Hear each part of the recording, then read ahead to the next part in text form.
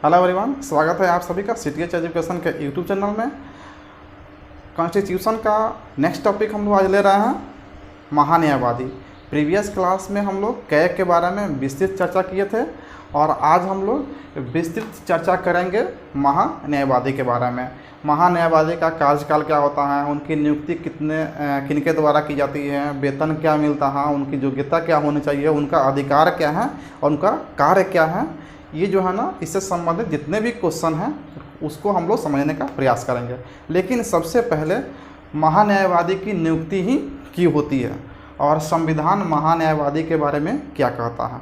तो सबसे पहले संविधान में अनुच्छेद 76 के तहत ये प्रावधान किया गया है कि भारत के संविधान में एक महान्यायवादी का पद होगा। भारत सरकार के अंतर्गत एक महान्यायवादी का पद होगा। ये किस अनुच्छेद में दिया गया है? 76 में। दो अनुच्छेद और भी इनसे संबंधित हैं जिसे देखेंगे, क्योंकि इससे क्वेश्चन जो है ना 2014 में डायरेक्टली यूपीएससी ने कर दिया था। तो 76 में हो गया कि इनका पद होगा। और 88 में क्या होता है कि इनका अधिकार क्षेत्र क्या होगा, ये कहाँ बोल सकते हैं, कहाँ पे भाग ले सकते हैं, किस हाई कोर्ट में जा सकते हैं, सुप्रीम कोर्ट में जा सकते हैं, और क्या क्या इनका अधिकार क्षेत्र है उसके बारे में किस में दिया गया? अनुच्छेद 88 में। बहुत ही महत्वपूर्ण है दोस्तों, इसे याद रखेंगे। नेक्स्ट है 105। महान्यायवादी को क्या क्या शक्तियाँ प्राप्त हैं, क्या विशेषाधिकार इनको प्राप्त हैं, वो दिया गया है 105 में। तो यहाँ पे इनकी शक्ति का वर्णन किया गया है, इनकी शक्तियाँ क्या हो सकती हैं वो दिया गया है 105 में। तो 3 अनुच्छेद है, फिर से एक बार देख लेते हैं। अनुच्छेद 76 में महान्यायवादी का पद होगा, अनुच्छेद 88 उनका अधिकार क्या होगा, और 105 में उनकी शक्तियाँ क्या होगी। ये तो हो गया आपका अनुच्छेद से संबंधित बेसिक फैक्चुअल। अब इनका देखते हैं कि इनका जो है नियुक्ति ही क्यों होती है। कोई भी आदमी पे, किसी भी जनता पे या किसी इंसान पे यदि केस रहता है कोर्ट में, तो वो क्या करता है? वकील नियुक्त करता है। कारण क्या होता है कि वो जो है वो कानून का ज्ञाता नहीं होता है, कानून का जानकार नहीं होता है। इसीलिए कानून के जानकार व्यक्ति जो है वकील हैं, उसका जो है ना वो सलाह लेता है। सलाह लेने के लिए और अपना पक्ष उस वकील के द्वारा कोर्ट में रखने के लिए एक वकील को वो हायर करता है। ठीक उसी प्रकार से भारत सरकार पे बहुत सारे केसेस जो है ना अलग अलग हाई कोर्ट में और सुप्रीम कोर्ट में चल रहे हैं। तो उन केस के लिए भारत सरकार जो है ना अपना एक वकील नियुक्त करता है, और वही हमारा क्या होता है? महान्यायवादी। लेकिन याद रखेंगे कि ये पूर्णकालिक वकील नहीं होते हैं। भारत सरकार का वकील यानी भारत सरकार का प्रतिनिधित्व करते हैं किसी भी कोर्ट में, लेकिन ये पूर्णकालिक वकील नहीं होते हैं। और ना ही महान्यायवादी का पद जो है वो सरकारी कर्मी के श्रेणी में आता है।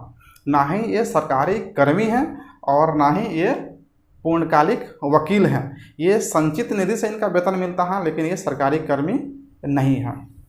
तो कुछ और महत्वपूर्ण इसका फैक्ट देखते हैं जिससे क्वेश्चन डायरेक्टली कर देते हैं। जैसे इनकी नियुक्ति कौन करता है, क्यों करता है कोई, ये तो पता चल गया।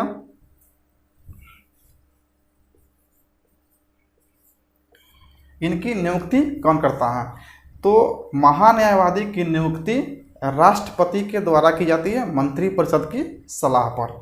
राष्ट्रपति के द्वारा भारत के महान्यायवादी की नियुक्ति राष्ट्रपति के द्वारा की जाती है मंत्रिपरिषद की सलाह पे। वो मंत्रिपरिषद यदि किसी कारण से इस्तीफा दे दे या सरकार गिर जाए या सरकार बदल जाए, तो उस केस में महान्यायवादी को भी इस्तीफा देना पड़ता है। कारण यह है कि वहीं मंत्रिपरिषद के सिफारिश पे राष्ट्रपति इनका नियुक्ति करते हैं। अब सरकार ही नहीं रहा, बदल गया, तो उन्हें भी इस्तीफा देना पड़ता है। बात करते हैं इनकी योग्यता की, कि जो योग्यता होती है वो सुप्रीम कोर्ट के जज के बराबर होती है। सुप्रीम कोर्ट के जज के बराबर होती है इनकी योग्यता। जज नहीं हो लेकिन जज बनने की योग्यता रखते हों तो उनको महान्यायाधीश के पद पे नियुक्ति की जाती है, या फिर सुप्रीम कोर्ट के जज से रिटायर हो गया उनको भी नियुक्ति की जा सकती है।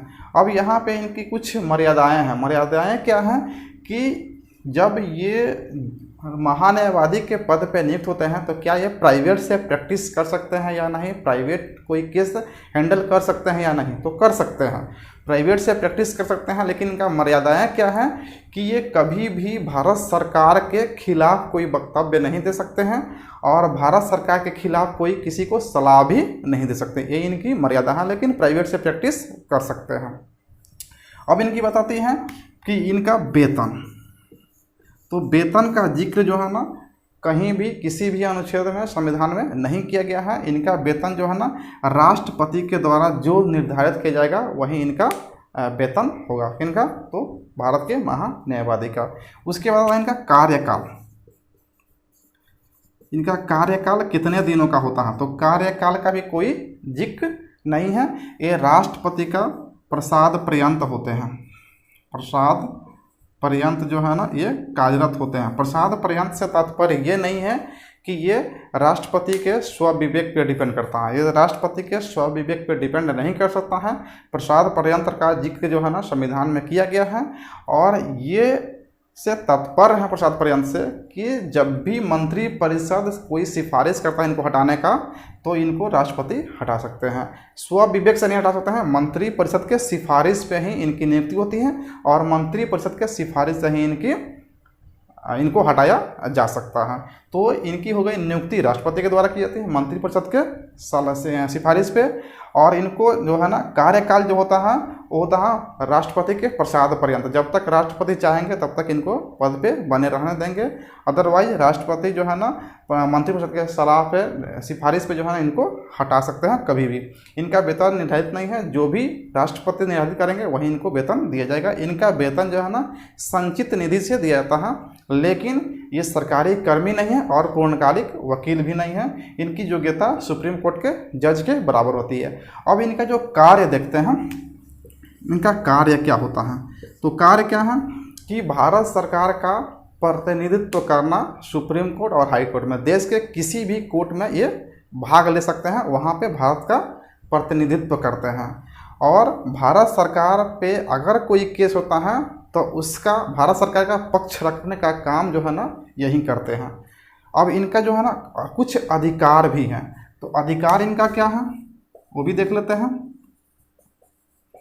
अधिकार है कि ये देश के किसी भी संसद में हो या विधानमंडल में किसी भी सदन में ये भाग ले सकते हैं, वहाँ बोल सकते हैं, वहाँ की कार्यवाही में भाग ले सकते हैं, बैठ सकते हैं, बोल सकते हैं। लेकिन इनका एक लिमिटेशन क्या है कि वहाँ पे ये मत का प्रयोग नहीं कर सकते हैं। एक और लिमिटेशन है कि केंद्रीय कैबिनेट का सदस्य नहीं हो सकते हैं, कैबिनेट मंत्री या केंद्रीय कैबिनेट का सदस्य नहीं हो सकते हैं, लेकिन कार्यवाही में भाग ले सकते हैं, वहाँ बोल सकते हैं, मत का प्रयोग नहीं कर सकते हैं, ये इनका अधिकार है।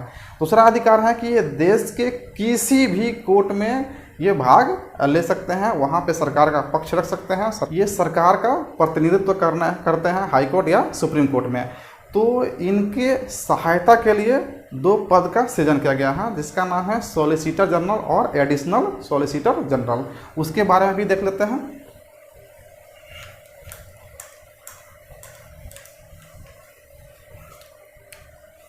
सॉलिसिटर जनरल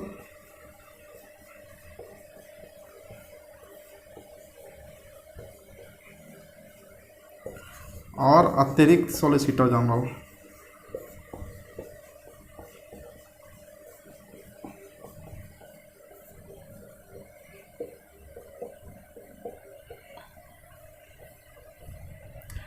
भारत सरकार के पूरे देश में सभी कोर्ट में प्रतिनिधित्व करने के लिए जो महान्यायवादी हैं इनकी सहायता के लिए 2 पद का सृजन किया गया है, सॉलिसिटर जनरल और अतिरिक्त सॉलिसिटर जनरल। अब ये जो है ना सॉलिसिटर जनरल और अतिरिक्त सॉलिसिटर जनरल का जो है ना संविधान के किसी भी अनुच्छेद में कोई भी जिक्र नहीं है, ये जो है ना बाद में सृजित किया गया पद है, इसीलिए इन दोनों पद को असंवैधानिक पद माना जाता है। ये क्या है, ये दोनों पद असंवैधानिक पद हैं, जबकि आपका महान्यायवादी क्या है, संवैधानिक पद है। बात करें अभी समसामयिकी की, तो महान्यायवादी के पद पे भारत के महान्यायवादी अभी के समय में कौन है, के वेणुगोपाल।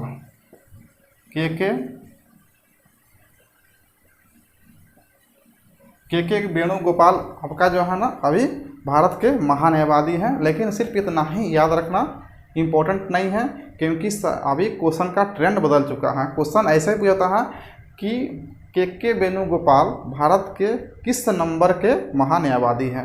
तो इनका नंबर भी याद रखेंगे, 15वें नंबर के जो है ना, 15वें नंबर के महान्यायवादी हैं के वेणुगोपाल भारत के। उनकी सहायता के लिए जो सॉलिसिटर जनरल नियुक्त किया गया है और अतिरिक्त सॉलिसिटर जनरल, इनका भी देख लेते हैं करंट में, कि करंट में आपका वर्तमान में सॉलिसिटर जनरल जो है ना वो तुषार मेहता है। तुषार मेहता भारत के सॉलिसिटर जनरल अभी तुषार मेहता है। और आपके अतिरिक्त सॉलिसिटर जनरल भी नियुक्त किया गया है जो वर्तमान में संजय जैन है, संजय जैन, और फर्स्ट और सेकंड में है के.एम.